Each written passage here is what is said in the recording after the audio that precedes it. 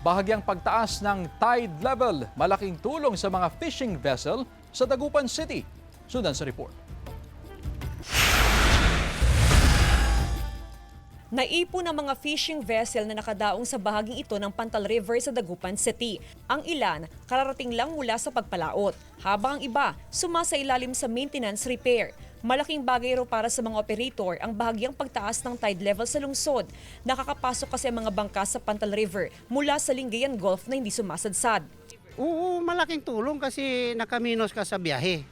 Kasi sa Sual magtaka pa. Dito, bangka lang na maliit. O di sa Sual, magkano na yan sa Sual? Truck, 4-5. Dito, 300. Di ang laking expensa, oo.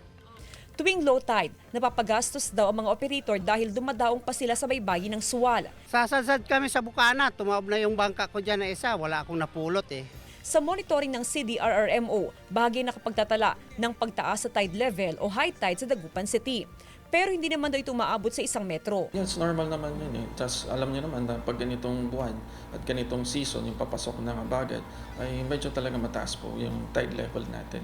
Samantala, tuloy-tuloy ang declogging ng LGU, katuwang ang DPWH sa mga drainage canal sa syudad.